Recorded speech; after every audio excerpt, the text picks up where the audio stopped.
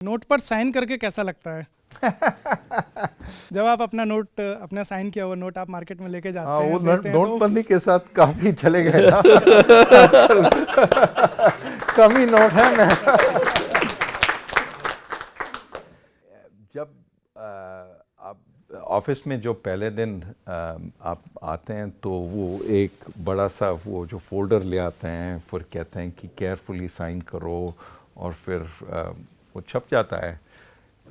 थोड़ी देर के लिए खुशी की बात है, उसके बाद ठीक है। मैंने एक बार जब मैं कहीं जा रहा था तो एक आदमी से मिला, तो वो आइडेंटिटी मांगा, मेरे पास कार्ड नहीं था पॉकेट में, तो मैंने नोट निकाला और कहा कि ये मेरा सिग्नेचर है। तो एक ही जगह काम में आया, लेकिन उसके बाद नहीं। मेरे आपसे एक सवाल है रोहित जी। इस वक्त जो है दुनिया में बुढ़ापा और जनसंख्या ये सबसे महत्वपूर्ण मुद्दा बनता जा रहा है। चाहे आप चाइना को देख लें, जापान का तो हमें पता ही है, इटली को देख लें, साउथ कोरिया की स्टडी आती है कि कैसे उन्होंने इससे पार पाया है। इंडिया को एडवांटेज है, लेकिन वो मेरे ख्याल से लॉन्ग टर्म एडवांटेज नहीं है। 5-7 साल बाद शायद, या 10 साल बाद हमारी एवरेज एज अगर मुझे याद है तो 38 ईयर्स हो जाएगी। और सर ने कहा था कि रघुराम सर ने बोला था कि अभी हमारी जो जनसंख्या है वो डिविडेंड जो है, जो हमारा उसमें सबसे बड़ा फ़ायदा ये है कि हम बिलियन हैं, लेकिन एजुकेटेड नहीं है। 10 साल में जब तक हम उनको एजुकेट करेंगे वो करेंगे, तो इसको कैसे देखते हैं सर? ये एक कैश 21 जैसी स्थिति नहीं लगती है? नहीं, ये एक बहुत ही अच्छा सवाल है। ये हम इस बार दो तरीके से सोचते हैं। एक तो ये एक बहुत बड़ी अपॉर्चुनिटी है, बहुत बड़ी अपॉर्चुनिटी है। जैसे कि आप कह रहे हैं कि नॉट जस्ट कि हम लोग यंग हैं, दुनिया बूढ़ी हो रही है। ये एक बहुत बड़ी अपॉर्चुनिटी है इंडिया के लिए सर्विसेज प्रोवाइड करने के लिए।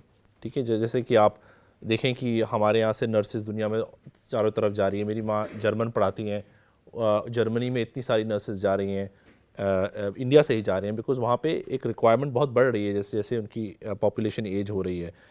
इंडिया के बाद अफ्रीका का नंबर आएगा। It is projected that as India gets old, Africa will start getting the demographic dividend. और ये आप बिल्कुल सही कह रहे हैं कि ये जो हमारा डिविडेंड, जो हमारा बल है, ये लोग जो हैं, ये हम एक लाइन यूज़ करते हैं बुक में, can India become rich before it becomes old.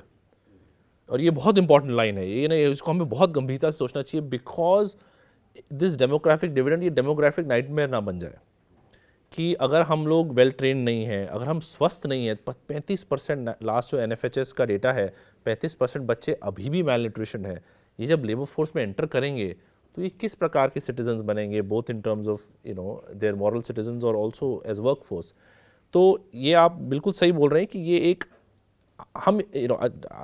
हमें इसे एक अपॉर्चुनिटी की तरह ही व्यू करना चाहिए, लेकिन इस मामले में हमें बिल्कुल भी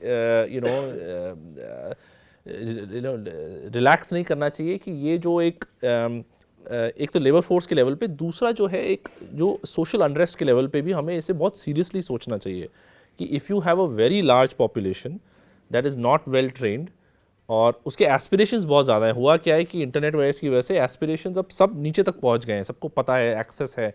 लेकिन अगर आप एक ऐसी लेबर फोर्स तैयार करेंगे जो स्किल नहीं है और लेकिन उसके एस्पिरेशंस बहुत ज़्यादा हैं, तो वो भी बहुत डेंजरस है कि आप उसको मैनेज कैसे करेंगे।